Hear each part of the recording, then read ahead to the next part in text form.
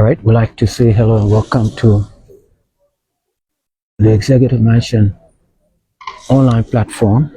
We're coming to you live from the grounds of the Interministerial Complex.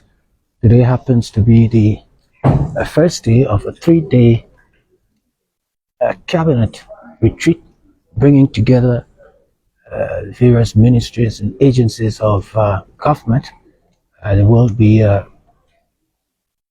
sharing ideas and brainstorming, if you will, and putting on the front burner issues on the developmental platform of the JNB Unity Party-led government's development plan for the country. We shortly expect the arrival of His Excellency the President, Joseph Boakai, as you can see, already seated. Some members of government, members of the high table. One of those here as well is the Deputy Minister for Technical Services at the Ministry of Public Works, Prince Tama, the former presenter of the Prince Tama, that's the PTIP, Prince Tama Infrastructural Development Program, formerly on the Liberia Broadcasting System, LBS platform. The man Prince Tama is the man in front of the President's 100-day deliverables. He's been in the forefront of pieces of development roadmap and other projects across the country. Okay. All right, and so you can see several of them already seated. We're just anticipating the arrival of His Excellency the President.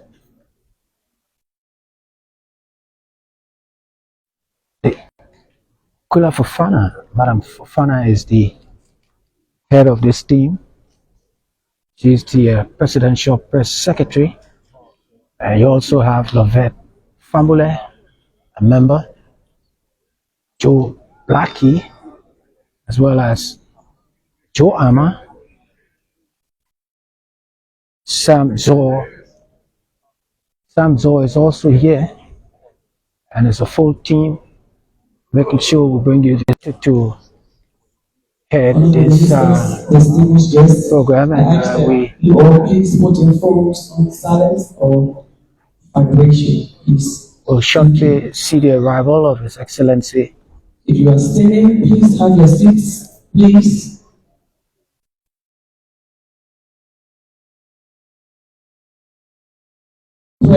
And Please set your camera and leave. we are all Just right want to here, sit down. You can leave for the guests, please. seated and awaiting the arrival of His Excellency the President, our ministers, and other government. And so, any moment now, as we said, we will see the arrival of His Excellency the President. It's going to be a full 3-day sitting with all those issues and other tidbits that will add to the development roadmap of His Excellency the President for Liberia. Just a fortnight ago, arrival of the Vice President, Jeremiah Kong.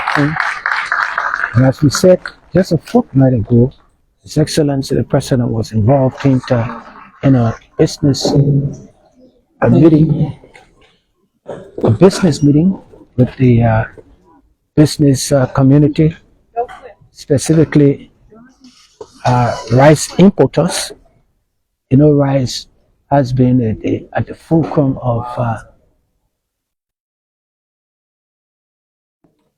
a source of development in this country, we start for the people of this country, with governance being the propelling force. Then, of course, the issue of rice must be properly addressed.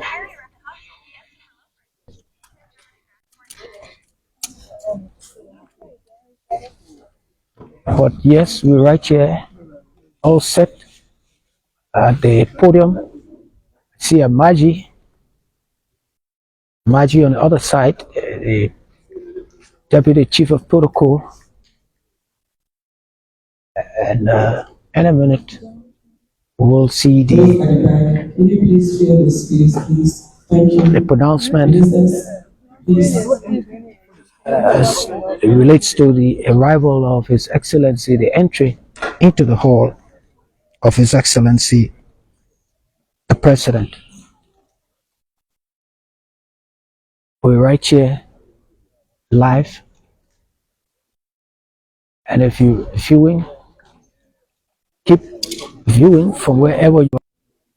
LBS is somewhat relaying, we don't know, but yes, we have colleagues from LBS. Mr. Vice President. All right, the announcement, Dear members of the Cabinet, the arrival of His Excellency. Guests, I'm pleased to announce the arrival of His Excellency Joseph Boakai, President of the Republic of Liberia.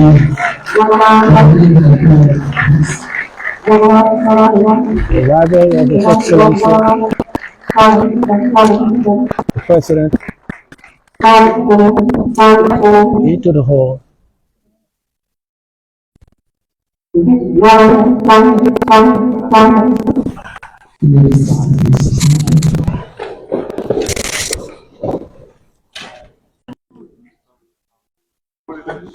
Hey, Jeff. Good morning, ladies and gentlemen. It keeps on. Mr. President, Mr. Vice President, I would like to welcome you to this important this first speech of our administration. Gathered here this important meeting, and without much ado, I would like to turn it over the microphone to you, Mr. Chairman. Thank you.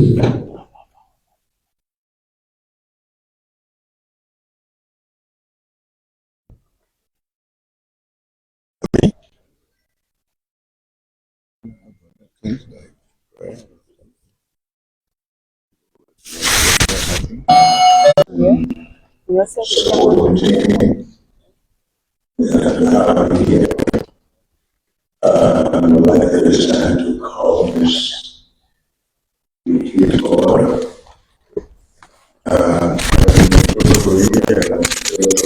We have a tradition that we overcome. That we move full business, and will now ask the Reverend Fode Kape for prayer. For the Kape, we'll come up with the His Excellency Joseph Senior, President of Liberia, Vice President, Student of China, functionaries here. But maybe this morning, as I open this very important chapter, we just read the passage of scripture as we pray for this very important occasion. And that principle today is the principle of wise counsel. Proverbs 11 verse 15. And I'll read one or two translations that everybody can have and the one or two bring. Proverbs 11 and 15. The American Standard Version says, where no wise are these days, the people fare fallen. For in the multitude of counselors, there is safety. The New International Version says, for the lack of guidance, it is false. For victory is won through many advisors. Let me look at the New Living Translation. Without wise leadership, aviation force, there is safety in having many airplanes. Let me use the last verse. With all the recognize the message channel. Without good direction, people lose their way. The more wise counsel you follow, the better your chances. Brethren, this gathering is an adherence to the fact of scriptural principle, where members of the cabinet can gather and brainstorm and consider the agenda of the president of this country.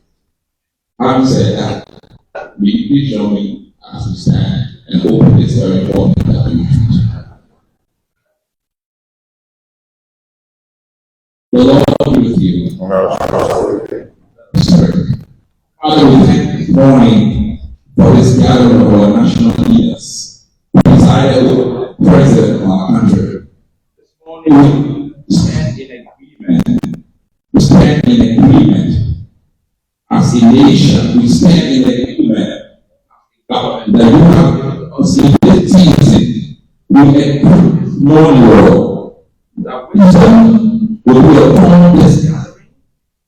We agree, Lord, that by your Spirit you will lead, you will guide, and you will help our national leaders to fulfill their responsibility for this country.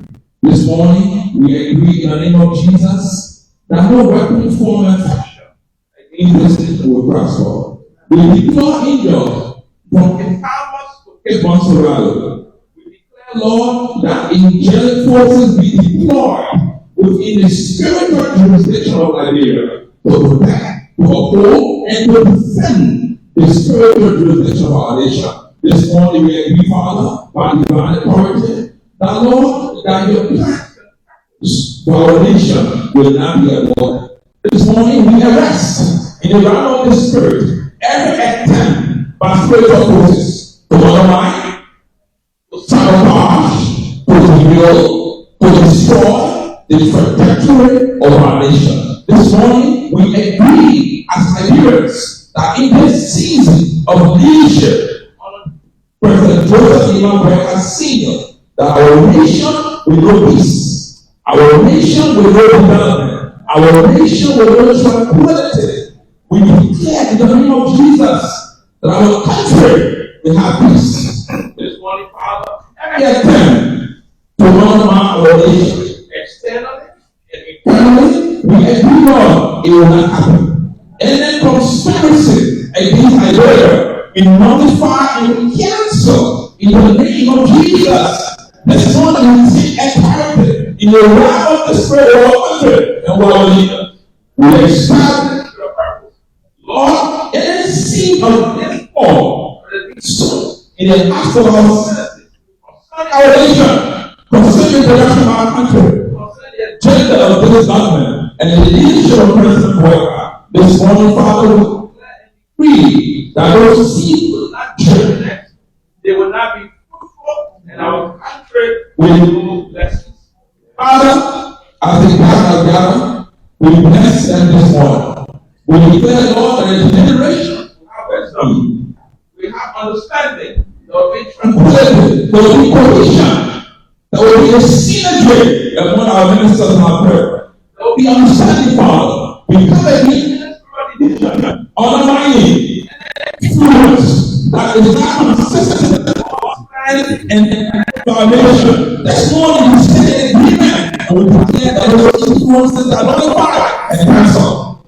May the peace of our Lord Jesus Christ, the very presence of the Holy Spirit, the power of God, be upon our nation. Even as we close this prayer, Father, we remember our president. Liberia at 177, we pray this morning, Lord, you will give him the grace, the wisdom, the spiritual tenacity to navigate through the ancient corridors of Liberia and get the ability to discern and make the decisions that are your destiny. As a legacy president, we pray the grace upon him to navigate Liberia and turn this country to a generation of patriotic, nationalistic, and ability to take our country to global destiny. May all of us, Lord, in Liberia, from Pipava's to State Monserrat, may all of us take Liberia, love Liberia, and build Liberia. In the name of the Father, in the name of the Son, in the name of the blessed Holy Spirit, let all people be the press for me. Powerful prayer. Powerful prayer by the Reverend Kape.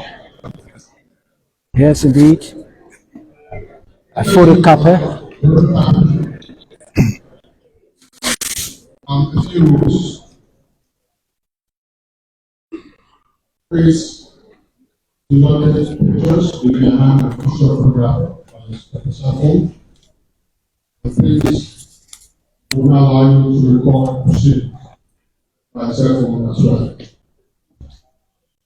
After the first section, the press will be kindly asked to leave the room for 4 minutes to continue. Mr. President, welcome you to the podium for the opening statement. His Excellency the President.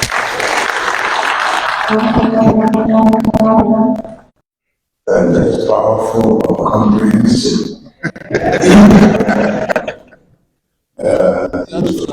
Account everything that we are experiencing, and thank you for that good prayer. Mr. Vice President, members of the government, you don't know anything else. It's about our country. Listen to the people and think, see the talk going on in the world. We don't do part about time to take our countries. There's the other place we are. Like us, you don't like us. Like first. And that's coming.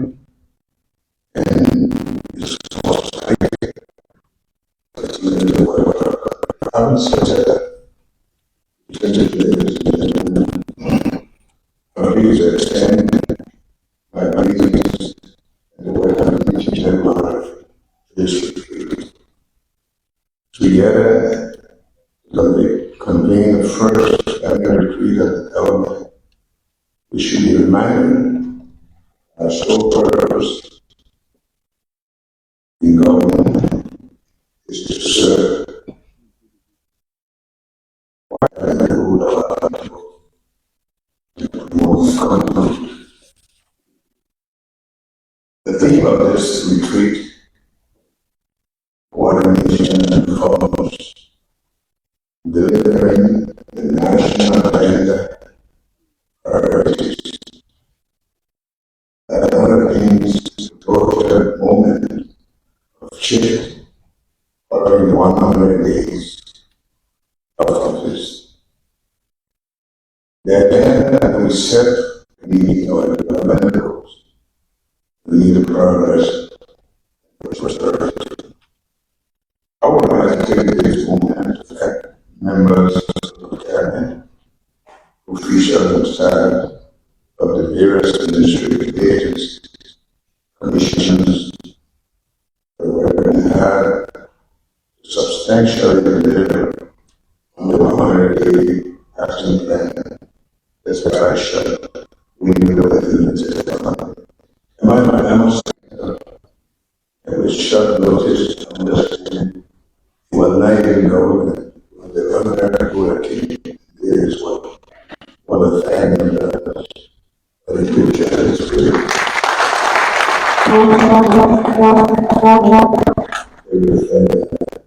This country is owned by all of us, and unwavering dedication. We come to culture in informative change that Nigerians have long yearned for. And we must continue to demonstrate that every Liberian that mission rescue him or her over the years. But because the government does not lie in how officials wear their titles on their sleeve, they serve power. Instead, it is demonstrated in how to serve as a unit.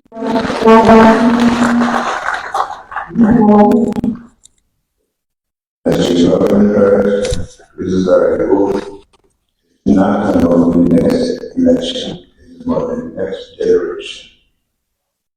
Expectations of our people are at an all-time high. To deliver on those hopes, we must do things differently and with a renewed sense of patriotism and determination. Members of our team to encourage, engage in thoughtful, consultative, and open conversation. We should exchange ideas and plan on how best to address the economic and social changes controlling our country. Today, I remind you of the challenges and I made to you during our commission. It is no longer business as usual. This is a demand for hard work, dedication, unwavering commitment to the development of our beloved country. It is no secret that the fate of our nation lies in the hands of its leaders, which all of you here are. And although it is my picture that is plastered in papers when the government is scolded, but I want you to always know that it's all of us. And I want you to always remember that it's up to us, the officials, to pave the way for a brighter future for our citizens. We live in a challenging time where the global landscape is constantly evolving and the demands placed upon us as officials are greater than ever before. We must rise to the occasion and tackle these challenges head on with a sense of purpose and determination. In this globalized world, in the age of technological advancement, Liberia must be seen as a competing, not to be satisfied as a nation at the mercy of others, or to be relegated to the lowest rungs on the developmental ladder. We must set high our standards for ourselves and advance the cause to change our country for good. Let me interject here that often I'll tell our partners that when we do good, we're not doing it for them. We're doing it for the Liberian people, and we expect them to respect us for that.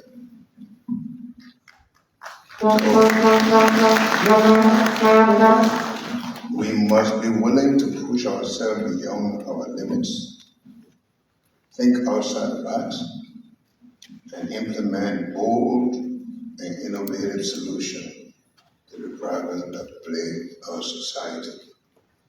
We cannot afford to sit back and watch while other nations soar ahead. It is time to harness our collective talent, intelligence, and resources and propel our country toward greatness. Let us not be swayed by greed, corruption, self-interest, but rather let us be guided by a sense of duty and responsibility to our citizens. Let us be catalysts for change, visionaries who inspire others to follow in our footsteps. For me, the arrest agenda, failure is not an option. So So as a part of our team, you must play a role, live up to the expectations of your job, or you step aside.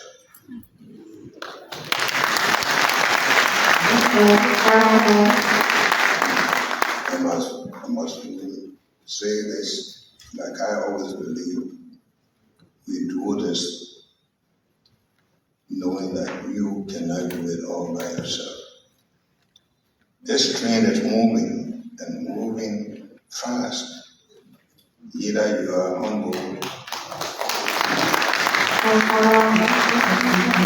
you are behind. So I challenge every one of you, esteemed members of our cabinet and other officials, to work together in harmony and unity to strive towards a common goal. The development and prosperity of our country is our responsibility. Let us not rest until we have unlocked the full potential of our nation, until we have brought about a transformation that will be felt for generations to come. With a focus on the objective and outcomes of this retreat, I am confident that we will come from the retreat stronger, more equipped to fulfill our duty to the people of Liberia. Together,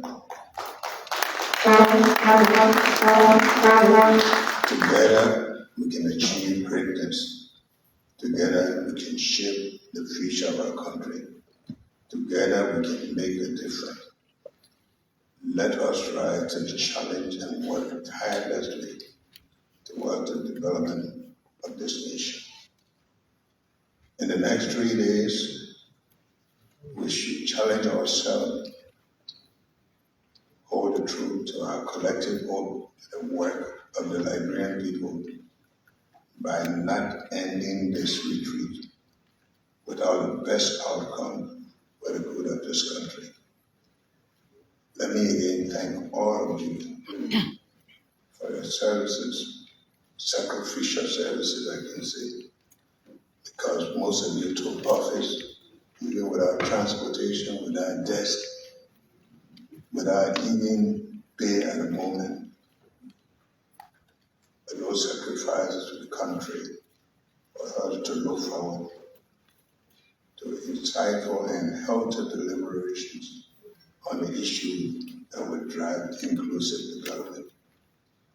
Remember, as I always say, in doing this, we should think Liberia, love Liberia, and build Liberia. May God bless you. Excellency the President, Joseph Boakai, addressing this opening forum here at the start of a three-day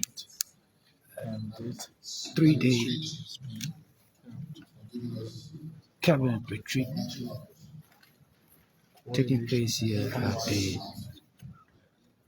grounds of the interministerial complex. A few days before overview of the cabinet retreat.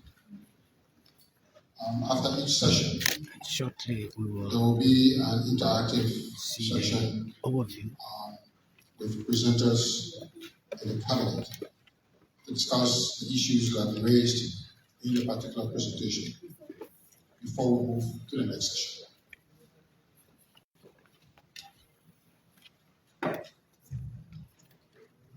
With that, I will now do the overview of the cabinet retreat. His Excellency Joseph Boakai, President of the Republic of Liberia, Honorable Vice President Jeremiah Kuhn, esteemed cabinet members and officials of government, our esteemed partners, ladies and gentlemen. It is my pleasure to welcome you to this retreat, the first cabinet retreat under the administration of His Excellency. Since taking office, two key messages have remained consistent with the President's government philosophy. First, that for this administration, business as usual approach the government will be a relic of the past, unquote. The second, quote, that public service is not an entitlement. It is an opportunity to give back to your fellow citizens and country. We gather here today at a retreat whose theme underlines the need, in essence, of building one government and demonstrating the highest standards of efficiency required of the collective expertise and talent so plentiful in this administration to deliver on our priorities effectively. The retreat has key objectives, carefully selected to achieve our overall purpose. First objective is for the President to rehatch and reinforce his agenda. The second is to endorse the formulation of the new National Development Plan. And the third objective is to promote cohesion and collaboration, enhance processes in government. The fourth is to further transparency and accountability measures to track performance across government. And then the last is to encourage team building. For the next few days, we will have the opportunity to discuss how together we can work in the same orbit to synchronize our efforts to achieve our goals as a government. The agenda covers 3 days of presentations and dialogue on some of the issues requiring deep reflections and actions in the coming months and years. There is a general theme and sub-themes under which the topics for discussions are subsumed. The idea is to have really topical discussions around particular themes to establish linkages and make decisions of broader impact. So, for example, presentations from integrity institutions are clustered under accountability and the transparency theme. This retreat is also unique in that development partners have not just been invited to attend, but to also participate in an engaging way that will expect to enhance partnership with the government. At the end of this retreat, we expect some broad outcomes, which include, among others, the process to facilitate intra-government coordination across administration, both internal and sectoral. The outcome also include to endorse the One Government, One Communication framework. We also expect to endorse the National Development Plan roadmap.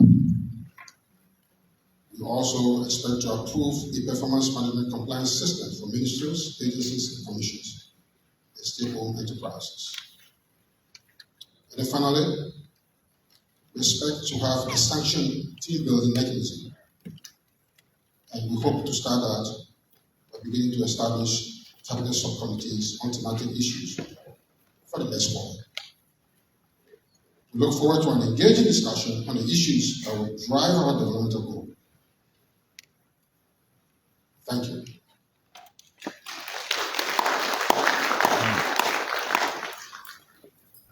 That's the overview of That, Mr. President, Mr. Vice President, program. members of Cabinet. We start our first session with the theme reinforcing the President's agenda. And that will begin with the President's vision for Liberia and its arrest vision. That will be presented by Dr. Alexander Nuta, Minister of Agriculture. Minister of Agriculture, Alexander Nuta, and he's the Dean of the Cabinet. And Nuta, Agriculture Minister, will be the next to address this body. We're coming to you live on the Executive Mansion online platform, right here on the grounds of the Interministerial Complex. Nuta takes the podium and he will address the body. Welcome. You're viewing wherever you're from. Keep your comments coming. Nuta. The plan is another presentation, not this one.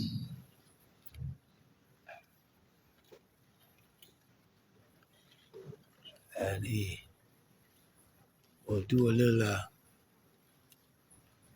brief run.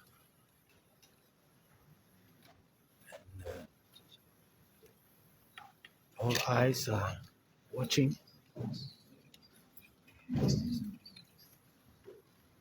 And let's see how this presentation goes. But you have scores of ministers and commissioners and other autonomous agencies from the various institutions. And this would most likely be a PowerPoint presentation, no doubt.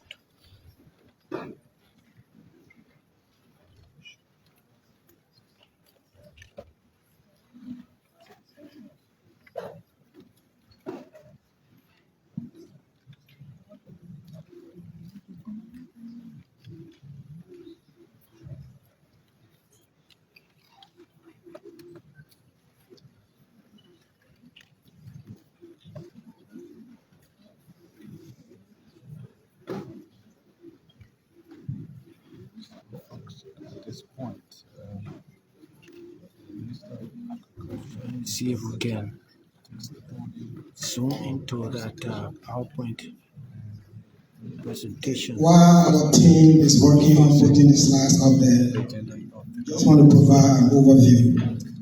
I know the government developed a platform before it came to power. The Unity Party and its alliance member had this national platform from which we formulated what we call today the arrest agenda, based on the president's vision. So what we'll be doing today will be to present the arrest, but we want to urge our cabinet colleagues, please look at the Unity Party platform. We can give you a copy if you do want that, we can do that. But the platform is detailed and presents the vision that His Excellency has for this country in totality. The arrest, we saw it as an investment focus that will lift the economy of this country from where we are to a greater height. So the platform actually has 5 pillars.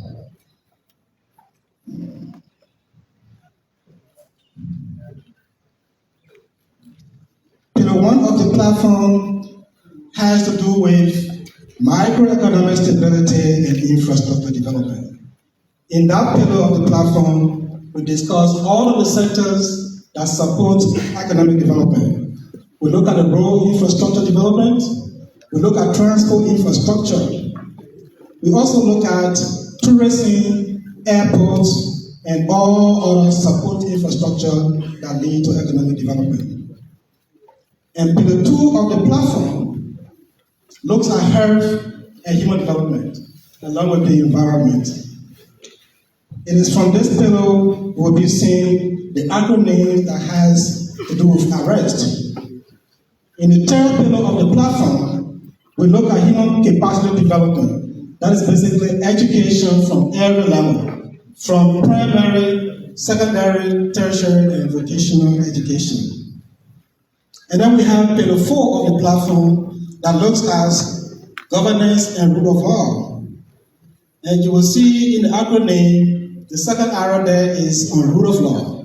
But the governance component of that platform is in there. For those of you who are leading institutions that looks at governance, we advise or we encourage you to look at the platform, specifically focusing on pillar 4 to see what plan this government has for governance.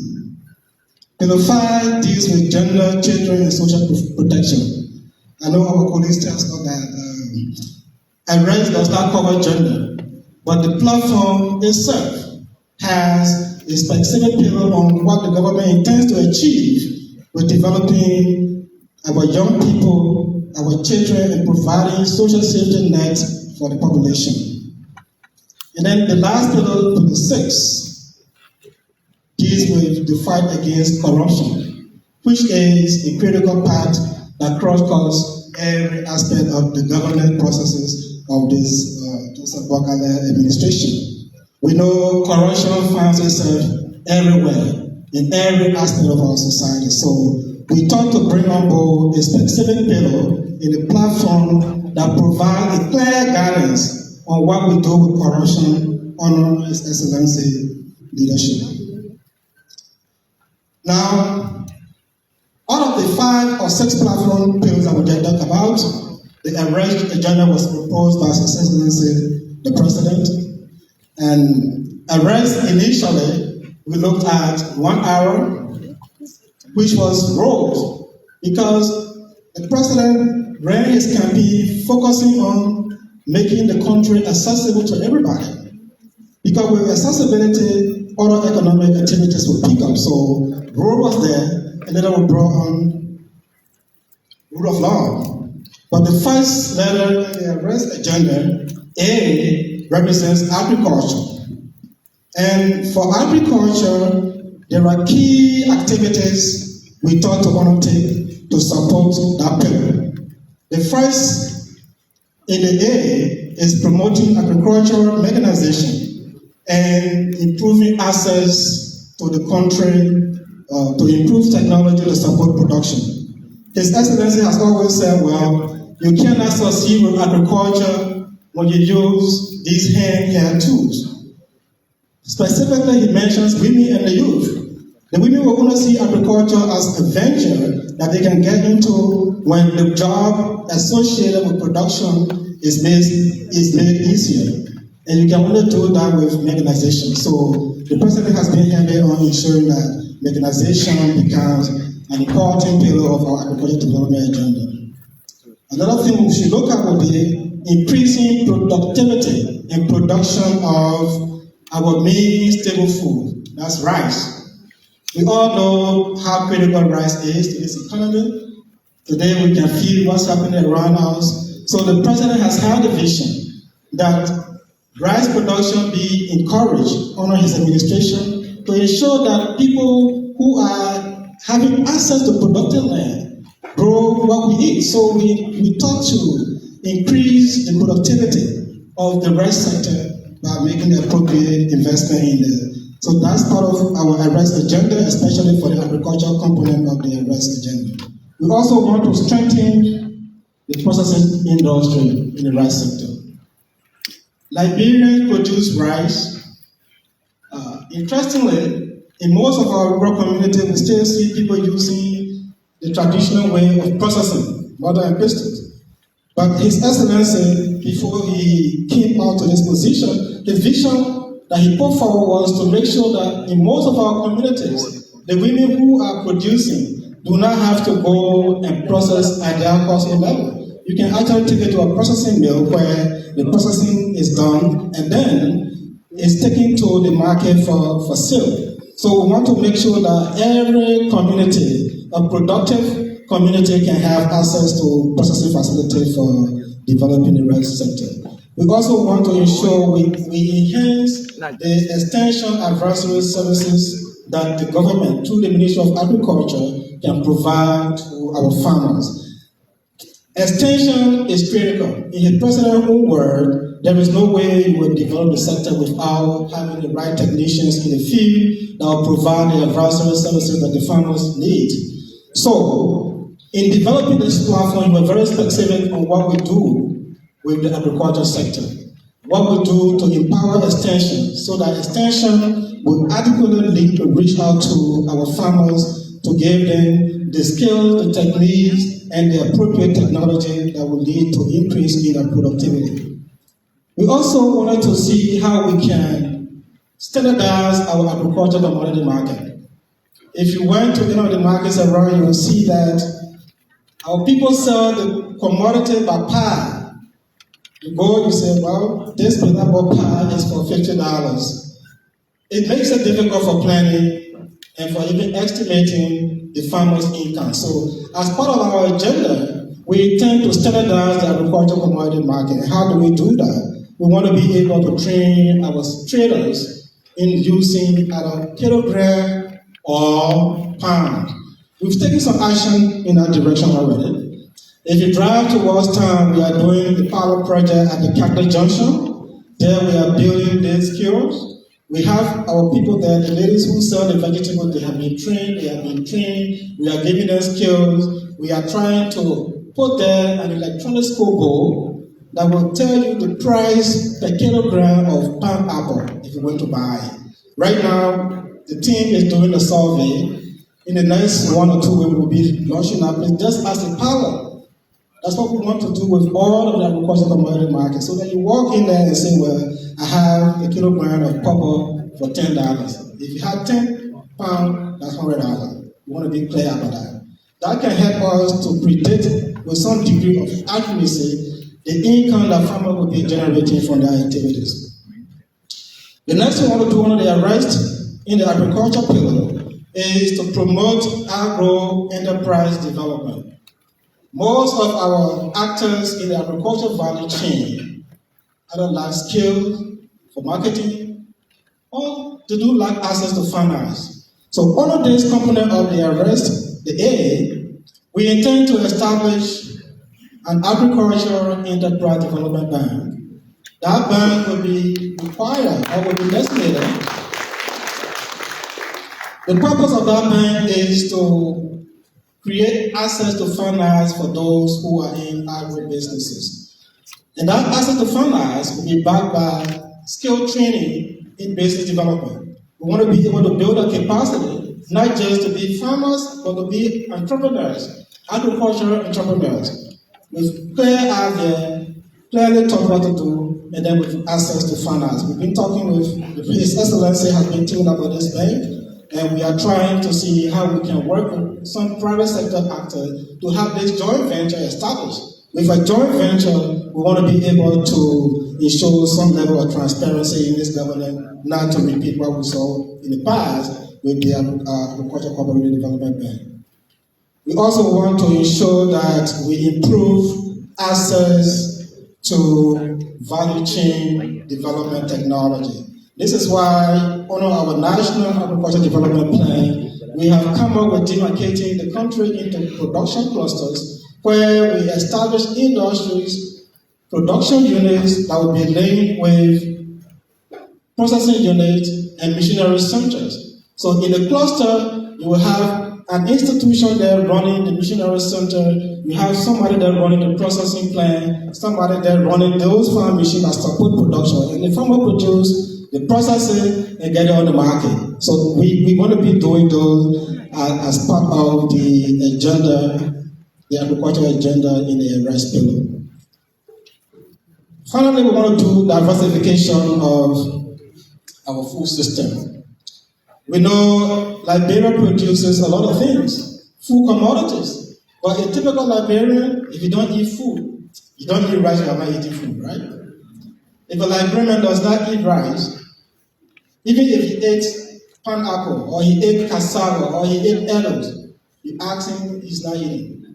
But there is a need for diversification. So we want to support dietary diversification by diversifying what we produce. And we want to actually pilot that with the Homegrown School Feeding Program. And that is working right now. Those in the rural communities, the kids who are going to school there, they actually understand you don't need to eat rice every day. Because the school encourages them to eat cassava, through gari. They eat only twice a day, twice a week, rice, twice a week in the Homegrown School Feeding Program. You eat rice twice a week. And you eat other commodities 3 times a week. What we try to do will be to support the institutions that are running the Homegrown School Feeding Program. The education minister and I had that conversation. If we start changing the diet of our children in the schools, they will grow up knowing options, not just rice. That's the essence. So that concludes the agriculture or aid in the arrest agenda. We have an elaborate plan that will be presented to this body for consideration that will provide detail of the plan we have for improving the agriculture sector. Now we come to ROAD. ROAD is the critical one that supports all other pillars within the platform and also in the arrest agenda. So when this platform was being formulated or the agenda was formulated, what we thought to do was to reinforce appropriate investment in roads and bridges to expand access across the country. And I was on my way to Lofa. I was very happy. I tried to call the Minister of Public Works and tell him thank you for the work he's done there, but I couldn't get him. I went to Lofa in June of 2022 when not 2022, but 2023, when we had a caterpillar infestation. To leave Salaye to Vanjama, it was a challenge. But you can actually drive from Monrovia to Zaza on Queen Road. Between Zaza and Salaye, the road is clear. It's not paved yet, but it's clear. You can drive there. The only challenge we had was between Konya and Vanjama. I told the to appreciate the Minister of Public Works for that great job. And surprisingly, from Foya to Vanjama, the road is actually accessible. What is some of the community? I was very surprised to see the great job he's doing that. So thank you, Mr. Minister. The second thing we want to do is to ensure proper management of the National Road Fund to achieve this legislative mandate. The road fund was established to collect money through the sale of petroleum and things to support infrastructure development in the road sector.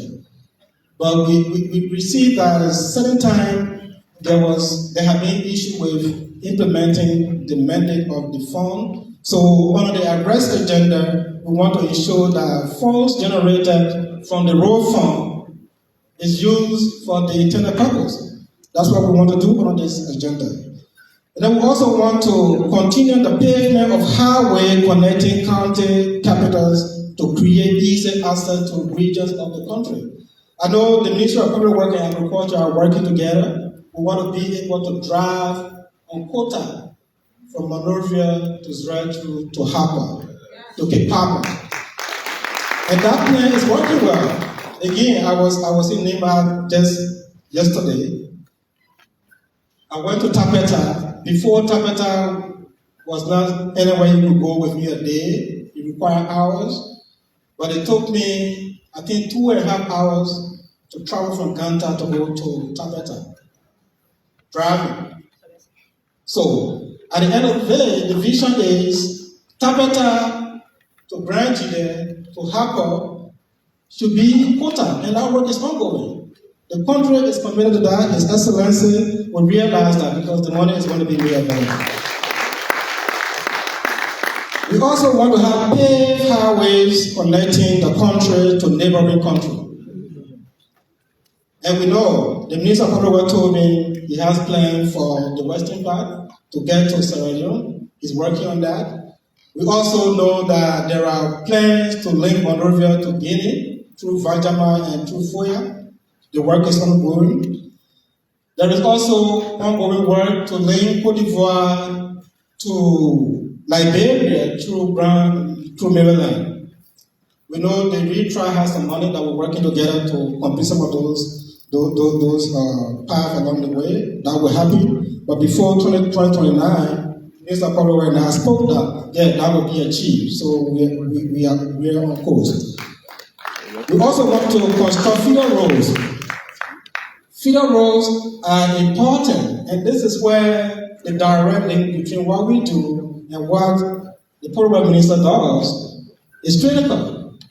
We are trying to, or we intend to expand production across the country. We will only do that if we have access to road. I went to B-Play in Nema County. I think it's after Ban. Right? We've been doing some work there through our IFA project.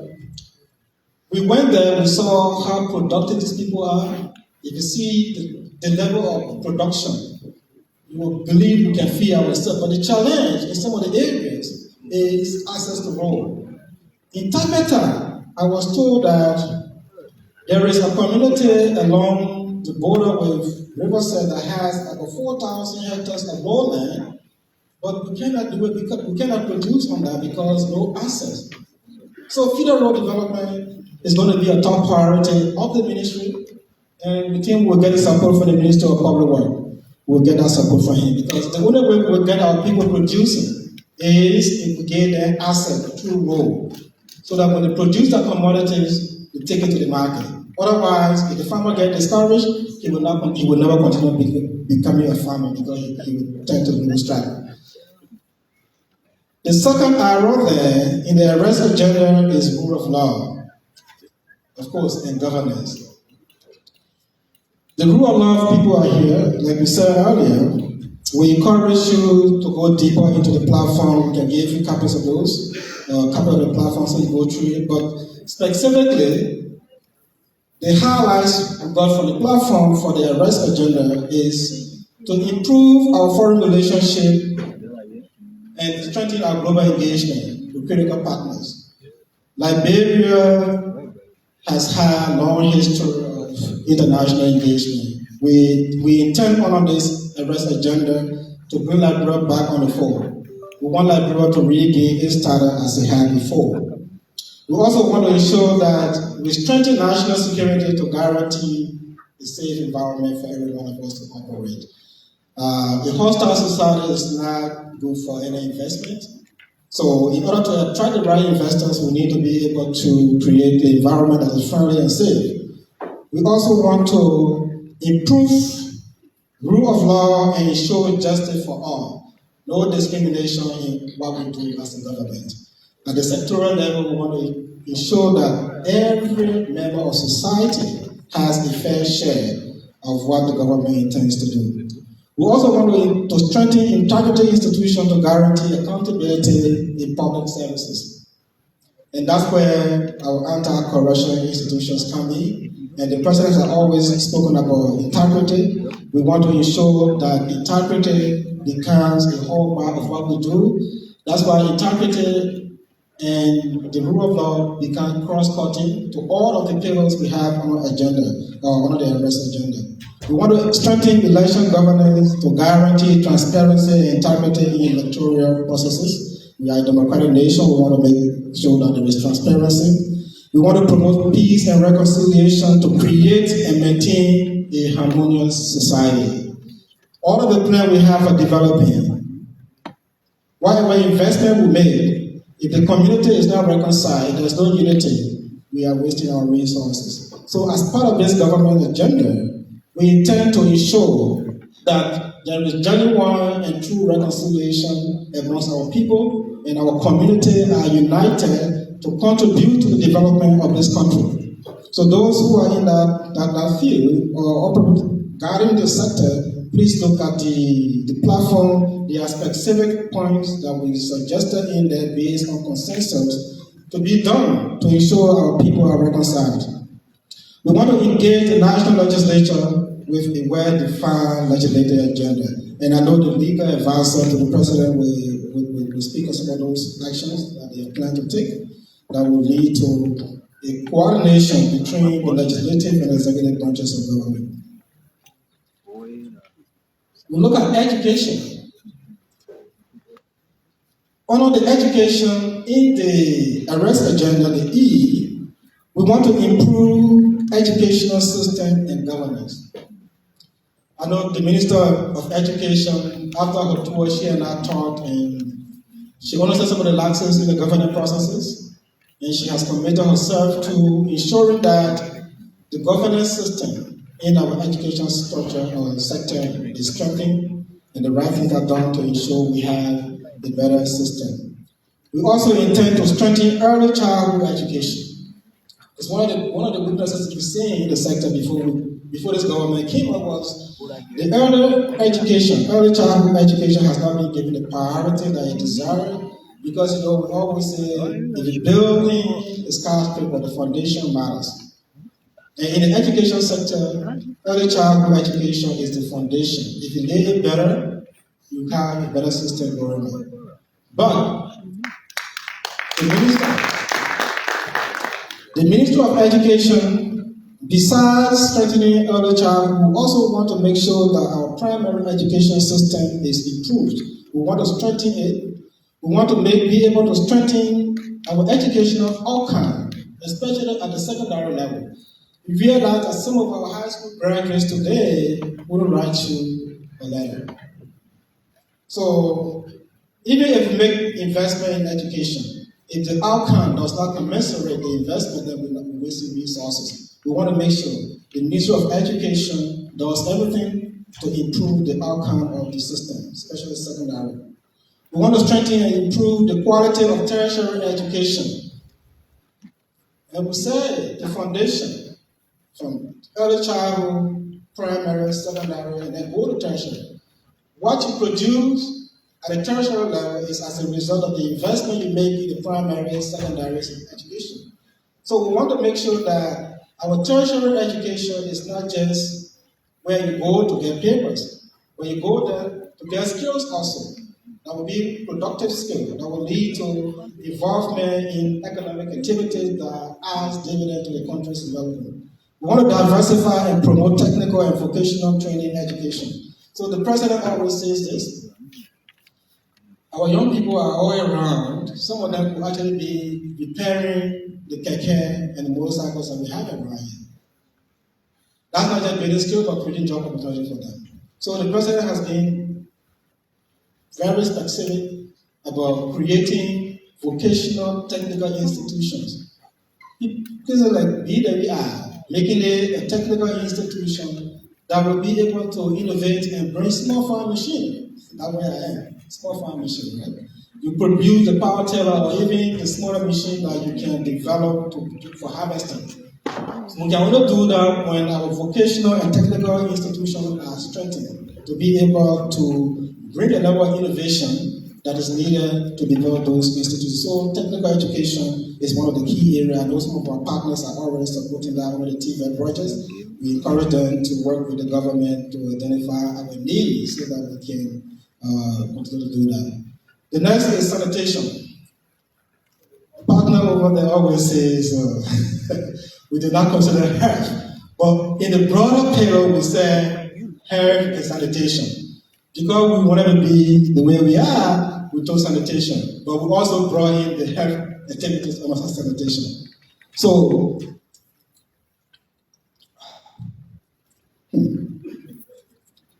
I lost mine. So, for sanitation, we talk to improve primary healthcare delivery. That's one of the key areas. We also want to ensure that along the way, all of our,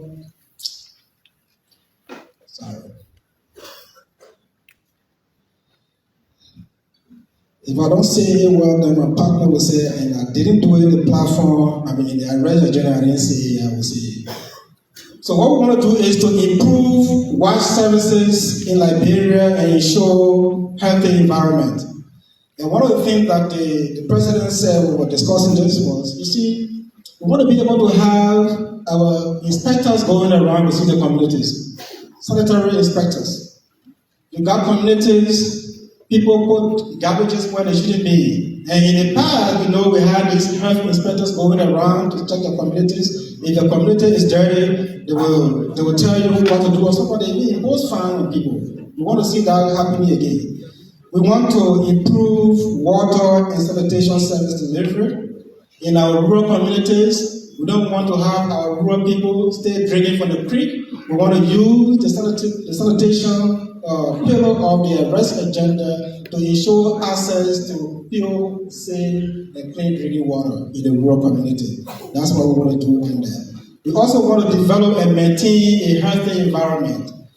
Health, sanitation, health, the wash, and the environmental people are along that side.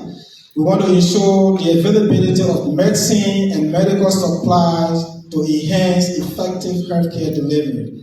I know our Minister of Health will do some presentation in this line. Healthcare delivery started with making available the appropriate medication. But in some of the hospitals, you go there, they prescribe for you and tell you to go to the pharmacy to go and find it. We think we should have it there because we trust the one they have at the health services, the pharmacy and the health care delivery system. We want to ensure a patient-centered health workforce. Most of the complaint, before we wrote this thing, there were other studies we did as platform committee. Some of the things that we heard was some of the nurses in the healthcare services or delivery system do not understand customer service.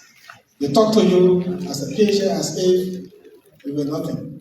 So the Minister of Health has the responsibility to implement this part of it to ensure that you go to a hospital, you must be able to meet patients or nurses or medical practitioners who will treat you as human. Not because you are a patient, but you are also a human. We need to have that decency, so the Minister of Health will be looking at that. The final one is tourism. And tourism is one of the areas we have great potential in this country, but it remains untapped. So the president was very specific about it and said if you want to create jobs for the young people, you have to improve the tourism sector. We know the Lepiso in Grand Cape County is one of the areas that is more attractive in this country, but we are not utilizing it. So the president when they developing this was his vision is to designate Grand Cape County as a tourism center.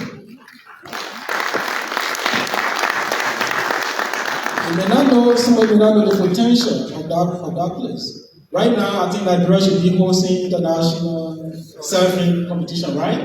The Piso, if we develop the infrastructure along that area in Grand Cape, you can actually drive and go fishing around the lake. Tourism, you pay some money for that. We can generate some income from that. People will come over. But to do that, he also said we should be able to establish the National Tourism and Culture Authority. That tourism authority will be responsible now to design the program and other things. And I know the legal advisor will speak about that. I think there have been some work on driving legislation that supports that. We also want to strengthen collaboration between the National Tourism Authority and the Ministry of Internal Affairs. There are tourism sites across, there are cultural sites and heritage across the country that we need to develop for people to go and see. One time I went to Grand Cape County, I think that was 2004. I understand there is something in Grand Cape, a hanging garden somewhere. I don't know that place. But they talked to me about it and I really wish to go and see. There are shrines across the country that people can actually go and see to appreciate our own traditional and cultural heritage. So if we collaborate with the Minister of Internal Affairs, we are able to identify those areas and make them cultural heritage sites for people to go and see in case of them to see it. We want to also ensure collaboration between the 15 counties so that we develop their tourism site or the cultural sites for tourism purposes. We want to be able to develop the needed infrastructure that create access to this area. We still talk about Grand Cape County. If you wanted to go to the Piso, you leave the main road to go there, you will spend a bit of time because the road is not good. If that road is accessible, someone can drive during the weekends to just go there and see beautiful sceneries and do some fishing and eat some fresh fish. It's there. So that's what tourism wants to achieve, and that's what the arrest agenda intends to achieve with this project. Thank you.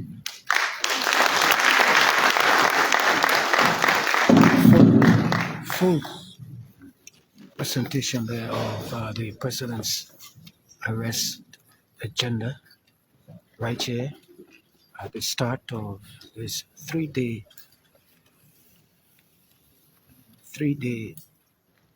cabinet retreat currently ongoing. Thank you very much, Dr. Luther, for splendidly explaining the president's arrest agenda.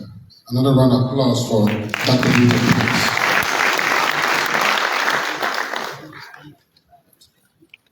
You know, when the president made his annual address to the legislature, he spoke about his legislative agenda, and he clearly spelled out how he wanted to proceed, how the agenda will impact the vision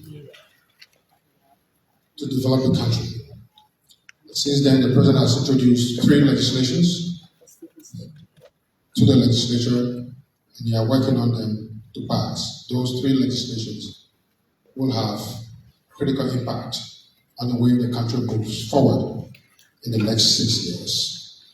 With that, I will now ask Councillor Bushman Keita, the legal advisor to the president, to present the president's legislative agenda. Bushman Keita, one-time Director General of the Liberia Broadcasting System, LBS, legal counsel for that matter. He makes his way from far across the corridors, making his way to the podium where he will give the president's legislative agenda. This is the Executive Mansion online platform live. I'm Mr. Keita. There goes Mr. Vice President, Councillor Keita. members of the cabinet, government officials, and our guests. I'm going to do a presentation on President Boakai's legislative agenda. One of the functions of the Office of Legal Advisor is to assist in passing legislation that the president desires. And so we have a setup and a system for proposing new legislation. I will also try to explain that to you, especially heads of ministries and agencies and commissions who are interested in amending legislation or in proposing new legislation. The President's legislative agenda is taken from the President's public remarks that he has made in speeches and instructions that he has also given to us. Next slide.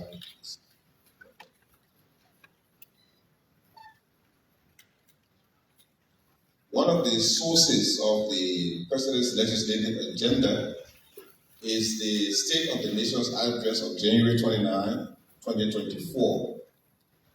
We also got the inaugural address as another source. Like I said, we get these agenda items directly from what the president has said. We clear them up with him, and then they are proposed. Next slide, please.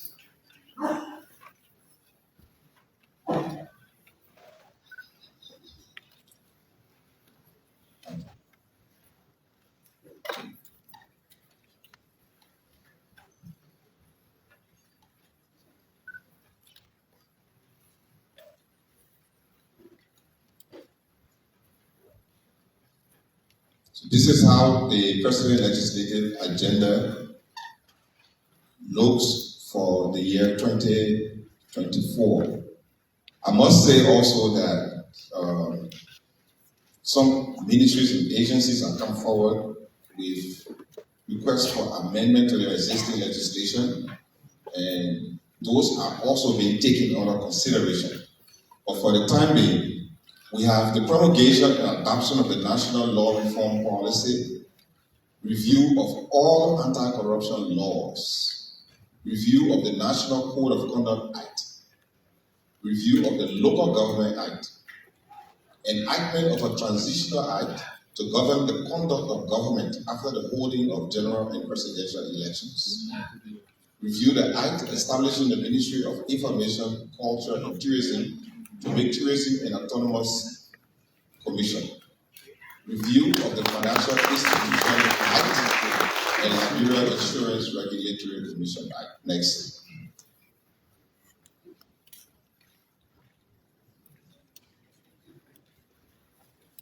Three of these bills have already been submitted to the national legislature within the first 100 days. Those are the presidential transition bill. We've always had a problem with what happens after 6 years when we have an election, and we did not have a clearly defined law as to how the outgoing government should act and how the incoming government should act. And so we have been operating by executive order. This bill wants to legislate that process so that we don't have any confusion about what are the obligations of the outgoing government and the incoming government. And this act has already been presented to the national legislature. The second bill that has been presented is the bill for the establishment of the Ministry of Local Government. Currently, we have Ministry of Internal Affairs, but there's a new Local Government Act, and there has been a lot of structural changes that doesn't exactly fit with the Ministry of Internal Affairs is. You will notice that when the president was making appointments to local government positions, that the titles of those positions have changed because we were trying our best to be in conformity with the new law. And so with the passage of this act, there will no longer be Ministry of Internal Affairs. In fact, it's going to be changed to Ministry of Local Government. We have also submitted to the legislature a national tourism bill. The president's vision is that the Ministry of Information, Cultural Affairs and Tourism as it exists today will be split. The Ministry of Information will become a stand-alone ministry, and there's going to be a National Tourism Authority that will be also a stand-alone agency of government, an authority with full functions that will be responsible for all of our tourism matters and the promotion of our culture. In the previous presentation, you were told that in the arrest agenda, the T there stands for tourism, and to emphasize the need to have a strong stand on tourism, there's going to be a stand-alone national tourism agency. This bill has also been made to the national legislation and is in process. Then we have had a lot of misunderstanding about how do we reform and transform our laws. What is the procedure for changing laws? And it's kind of here, there, and yonder. We will propose to the legislature the adoption of our policy. Is going to be a cabinet level adoption, and then it's going to govern the entire executive branch of government, and then we will legislate it into law so that going forward we know the system by which laws are reformed and changed. We are also looking at an amendment to the new Financial Institution Act to make it more current with modern financial transactions that are taking place and international best practices. We have a lot of focus now on revenue generation and on financial standards of managing government finances. So since the PFR, the Public Finance Management Act, we have not had any other significant change in that area. Number 6, there the Payment System Act amended and updated. This one refers to control over these money transfer agencies that we have in Liberia. There's a proliferation. Almost everybody now has some way of transferring money from one part of the country or from one person to the other, and these things need to be regulated. And the government has to find a way to get some revenue in between these transactions that are happening. So the law has to be changed. It has to be brought up to standard so that we know how we track these systems and the transactions that are taking place. and also for security reasons and money laundering elimination. We are also going to review our anti-corruption laws to strengthen them. Laws that affect our integrity institutions and how they behave, because it's part of the president's legislative agenda, it's part of the president's entire agenda on the rule of law aspect that integrity should be brought back to government.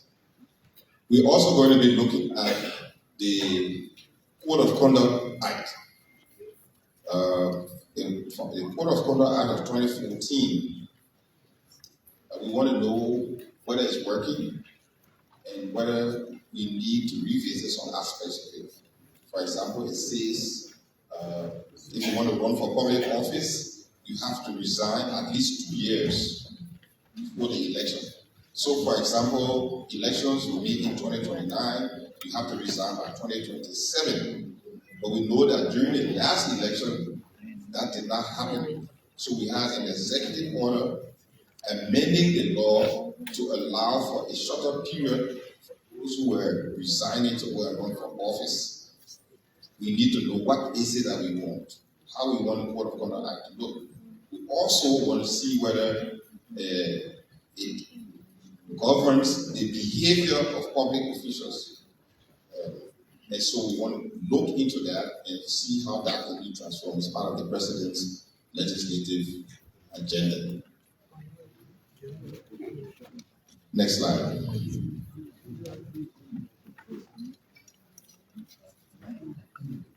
Okay, so these are all the same things I was talking about in the 3 acts that were already submitted that fell within the president's 100 days deliverables. Next slide. Next slide. Okay, let's go back one slide. What has the president done so far in the area of legislation? Number one, there was an act to authorize the government to spend $41.3 million.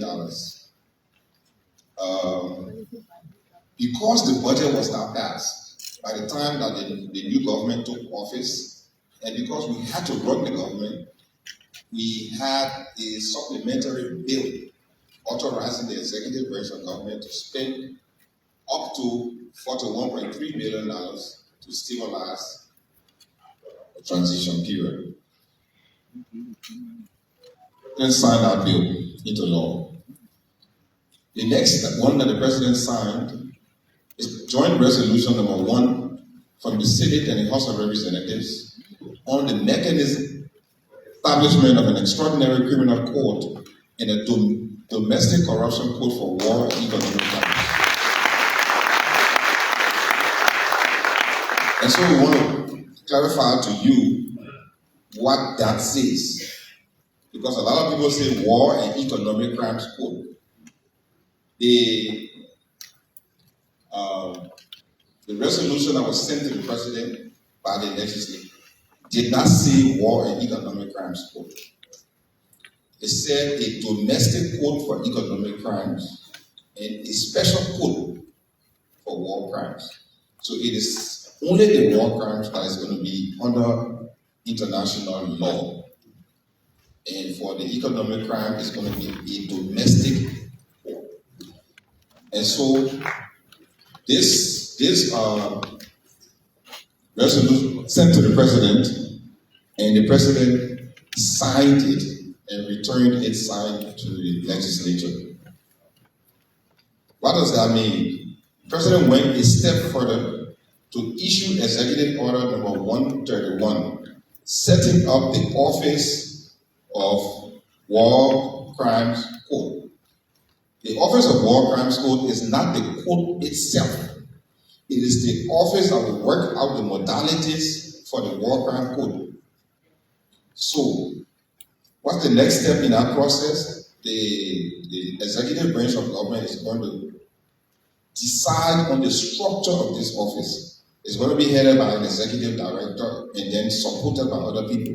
And they will begin work on how we want the War Crimes Code to look. What is the jurisdiction? Where is this going to be located? Who are going to be the judges? And how is this court going to be funded? They have a 6-month mandate from the time that they are set up according to the executive order. So we are in the process right now of structuring the Office of War Crime Court. When we do that, the president will appoint people to these positions. And the issue of financing for this entire operation also needs to be resolved because it can be expensive from the examples that we have seen from other countries. So right now, the executive order has been signed into law and we are on course for the special criminal code that will be set up for war crimes. The president also signed the 2024 budget. The president also signed the 2024 budget into law.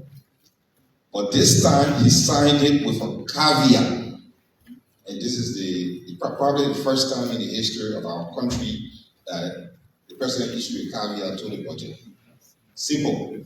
The president submitted a budget of about $693 million, and the legislature sent to the president a budget for about $738 million.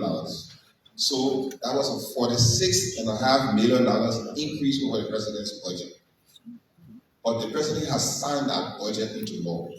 The purpose of the caveat is to say if we find this extra 46 million that the legislature has included in the budget, we will implement the law. However, it is contingent. However, it is contingent on us being able to find it. So the Ministry of Finance has been directed by the president to treat the extra 46 million as contingent in the implementation of this year's budget.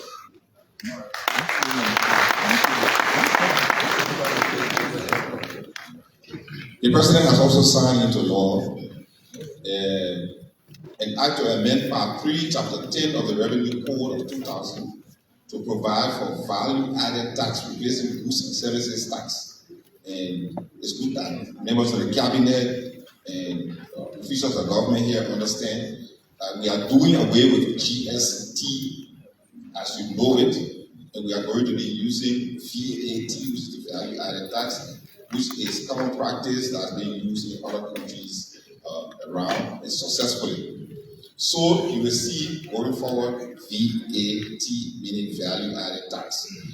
This already been signed into law. The people from the Liberia Revenue Authority and the Ministry of Finance are working closely now to effect this, bring it into full effect.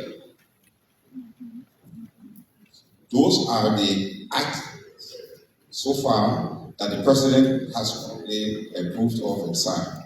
There have been, of course, several executive orders that the president has also signed, and those executive orders can be found on our executive mansion website. I encourage everybody, all the government officials here, present, members of the cabinet, to visit the executive mansion website as often as you can, so that you are kept abreast of the developments that are taking place. It's not every day that we have a forum like this where we'll be able to explain. But if you do that, then you will follow the developments that are taking place from the executive branch of government. Before I take my seat, I want to make one or two clarifications. On matters that require presidential approval for ministries, agencies, and commissions, if you are executing your core functions, executing your budget, you may go ahead and do that. However, if you want to make a policy change, if you want to change something and make it different from how it has been, you will need presidential approval. Do not assume that you can make the change on your own because of your position. it is better to bring it to the president's attention, and then the president can give you the go-ahead to do it.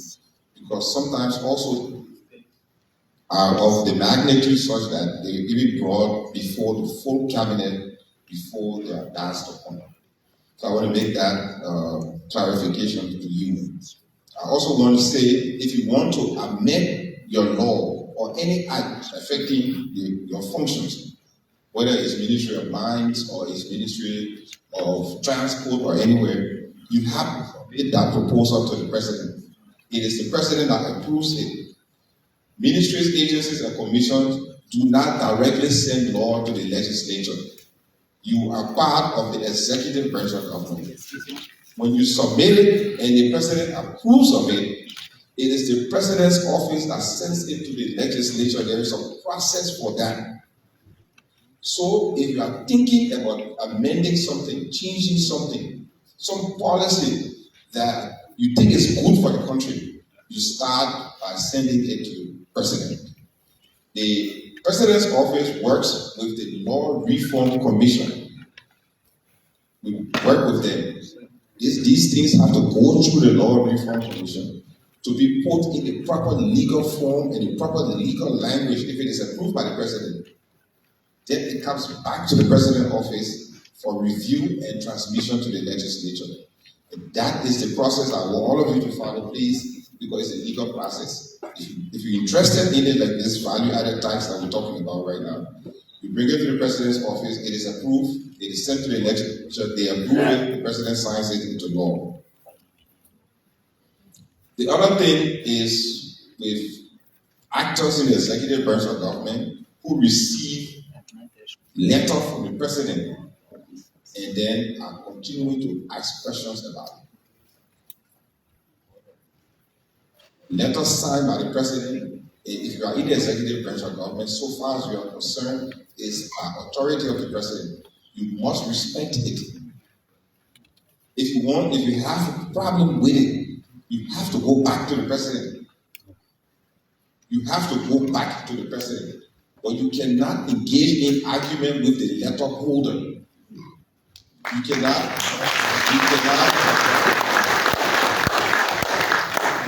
question the authority of the president by questioning the holder of the letter.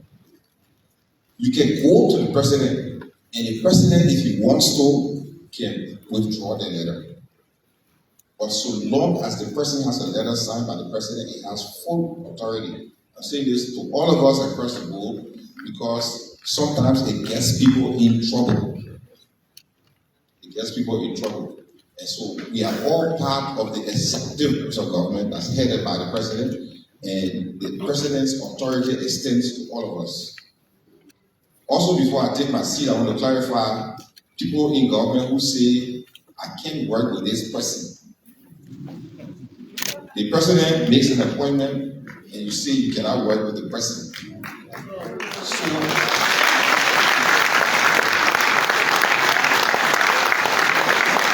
I also want to clarify, you cannot say that you don't have that authority.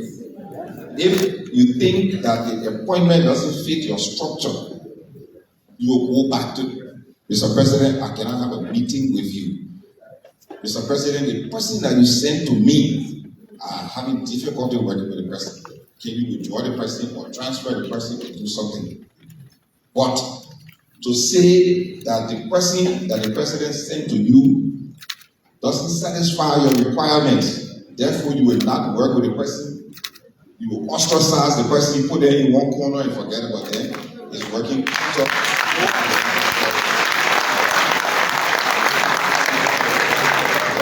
reports like these have been coming to us. Reports like these have been coming to us about these kinds of situations. So let's look at that. Let's also look at the civil service standing order. The head of the civil service would, for example, say you cannot change people around during this period. And then he will say, okay, you can go ahead now, change people around. These things are related to budgeting, they are related to the transition process and other things that we're going through. So if we have these kinds of restrictions, we should respect it in the period. we have to be like we say in our ARREST. The second R is for rule of law. So we have to be a rule of law government. And that's what the president's agenda is. So all of us will be trying then to help the president to fulfill this legislative agenda and to create a stable and strong government where there is rule of law.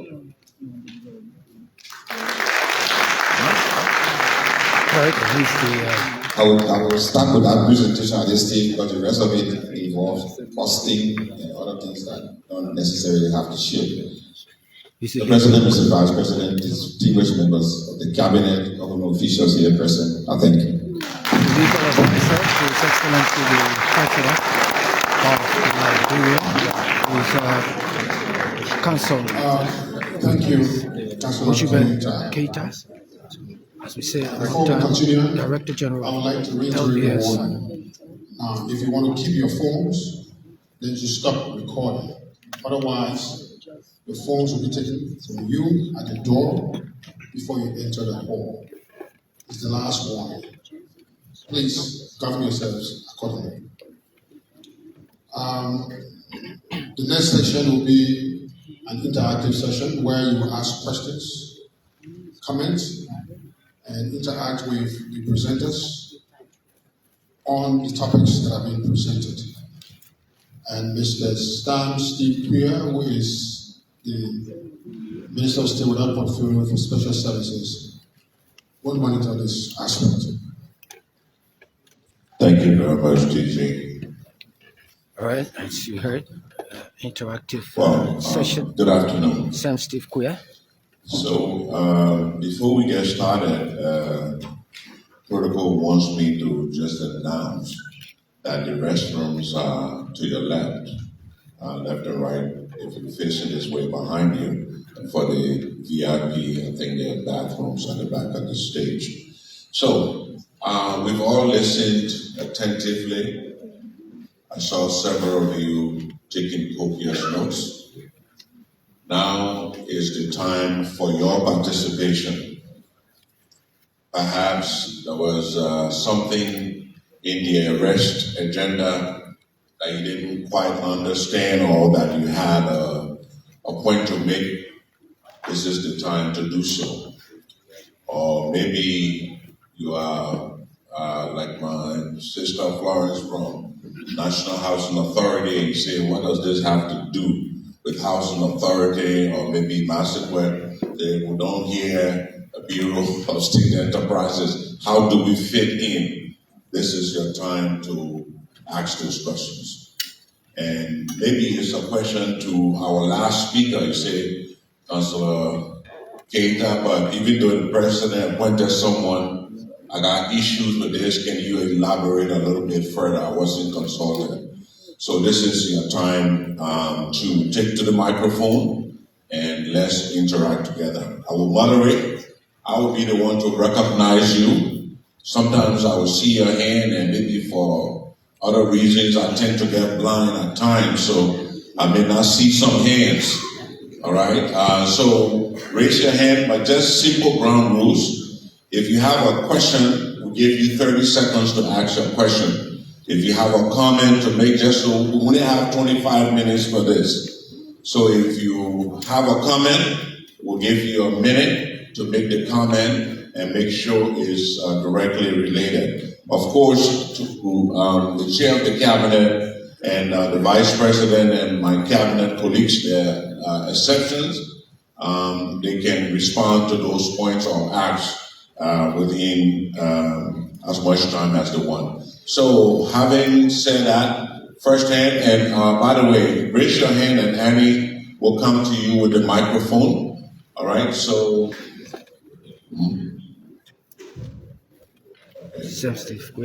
Okay, we want to say thank you to members of the Fourth Estate. At this time, we ask you to please excuse us. All right, and thank you very much for keeping our people informed. informed. Let's give like them to a round thanks of to Million applause. for being a part of this session. This is the Executive Mansion Okay, online so platform coming to you while the from press is leaving, Annie, grounds the of first the man I saw interministerial is way out complex. there. Run on Okay, behalf of the team, we have two Kula Fofana, microphones. Joe George has Blackie, one. and the rest of the team. But please wait until the press leave. Press. Lavette, Thank you. Famule, I'm Emmanuel Kipart. Thanks a million until we catch you next time around.